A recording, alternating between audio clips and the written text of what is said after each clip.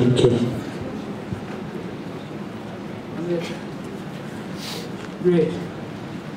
That was really great. I really enjoyed that. The best part of AIESEC parties and conferences were the roll calls.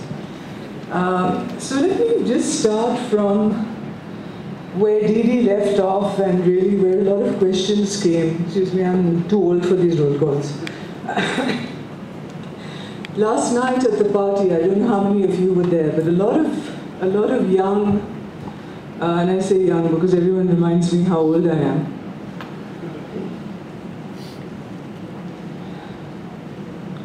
A lot of young people came to me and said, "What is your AIESEC story?"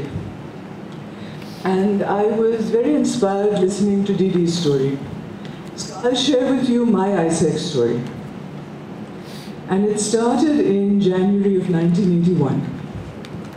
At the time, there was one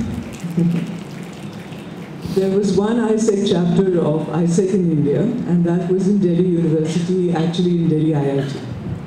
Any Delhi IITs, LCs here? You're the mother AIESEC LC.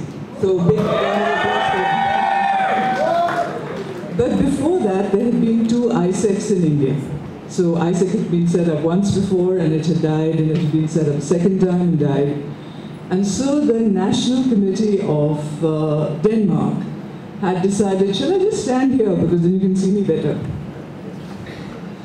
Had decided that they wanted to incubate AIESEC India.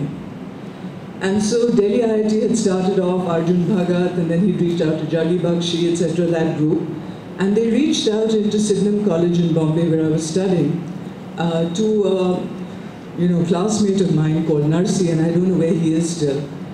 And he, caught hold of me one day in the canteen and said, "Look, Meera, will you join this organization?" And I said, "What's it all about?" And he summarized it in one word. He said, "If you join, you can go abroad for an internship." And I thought that was very cool because clearly, getting a job anywhere as an intern in those days was difficult. But going abroad was something quite magical for us. So I went home, I thought about it, I shared it with my parents, and we all agreed this was too good to be true. Didn't sound like it was something realistic. And so my brother said to me, he said, "Yeah, but what do you have to lose? Give it a shot." So I said, "All right, I'm in." So we, therefore, started an LC. I became Local Committee Exchange Controller. I don't know whether you have that term now, but that's what I was. I had no idea about exchange. And in the summer of '81, I set off on my internship. So I actually did get the internship. And I went off to Copenhagen.